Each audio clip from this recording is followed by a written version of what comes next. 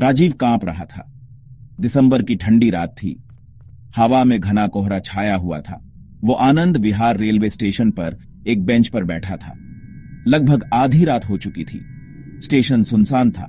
एक अकेला बल्ब धीरे धीरे टिमटिमा रहा था। प्लेटफॉर्म पर परछाइयां नाच रही थीं। राजीव ने फिर से अपनी घड़ी देखी। उसकी ट्रेन लेट थी। उसने अपना शॉल और कसकर लपेटा। सब लोग कहां थे? स्टेशन पर आम तौर पर वेंडर्स और पैसेंजर्स की भीड़ रहती थी। आज रात वहां भयानक सन्नाटा था।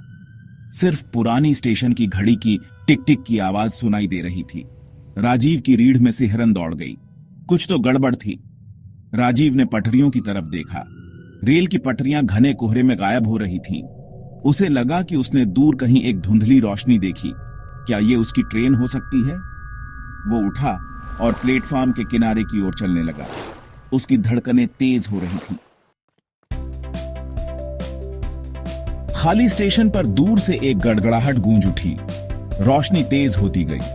कोहरे से एक ट्रेन निकली। ये एक पुराना स्टीम इंजन था जो घना काला धुआं उड़ा रहा था। ट्रेन राजीव के सामने आकर रुकी। इंजन के नेम प्लेट पर लिखा था 1947 स्पेशल। राजीव ने इस ट्रेन के बारे में पहले कभी नहीं सुना था। ट्रेन बहुत पुरानी लग रही थी।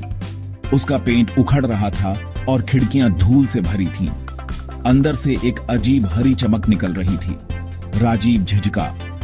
उसने ट्रेन को नहीं पहचाना, लेकिन वो घर पहुंचने के लिए बेताब था। वो पास वाले कंपार्टमेंट में चढ़ गया। राजीव की रीढ़ में सिहरन दौड़ गई। उसने अपने सामने वाले पैसेंजर को ग्रीट करने की कोशिश की, लेकिन उस आदमी ने कोई जवाब नहीं दिया। वो बस सीधे आगे देखता रहा। राजीव ने कंपार्टमेंट में चारों ओर देखा। सभी लोग चुप थे। सिर्फ ट्रेन के रिदमिक चगिंग की आवाज आ रही थी। उसने एक जवान औरत को देखा जो सफेद साड़ी पहने थी। उसके चेहरे से आंसू बह रहे थे, लेकिन उसने कोई आवाज नहीं की। उसके बगल में एक सिपाही बैठा था। उसकी वर्दी फटी हुई और खून से सनी थी। वो अपने हाथ में एक फटी हुई तस्वीर पकड़े हुए था। राजीव को बेचैनी होने लगी। ये लोग कौन थे? राजीव का दिल जोर से धड़क रहा था। वो ट्रेन से उतरना चाहता था, लेकिन बहुत देर हो चुकी थी। ट्रेन पहले ही स्पीड पकड़ चुकी थी। वो फंस गया था। वो इन अजीब खामोश पैसेंजर से घिरा हुआ था। उसने अपने बगल में किसी की मौजूदगी महसूस की और मुड़कर देखा तो एक बूढ़ा आदमी था जिसकी आंखें दयालु थीं। बूढ़ा आदमी राजीव के करीब आया। उसकी आवाज धीमी थी, जैसे फुसफुसा रहा हो। यह कोई मामूली ट्रेन नहीं है जवान, उसने कहा। अगले स्टेशन पर उतर जाओ। भागो और पीछे मुड़कर मत देखना। राजीव डर गया था। वो बूढ़े आदमी से पूछना चाहता था कि उसका क्या मतलब है, लेकिन शब्द उसके गले में फंस गए। उसने खिड़की से बाहर देखा।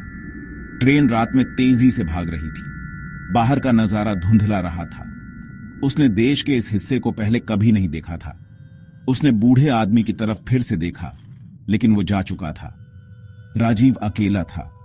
उसे एक ठंडा डर अपने ऊपर छाता हुआ महसूस हुआ।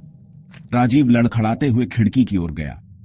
बाहर की दुनिया अंधेरी और अनजानी थी। वो जानता था कि उसे भागना है। उसे इस ट्रेन से उतरना होगा, पर ट्रेन स्लो नहीं हो रही थी और तेज हो रही थी। और फिर जितनी जल्दी वो प्रकट हुई थी, उतनी ही जल्दी गायब हो गई।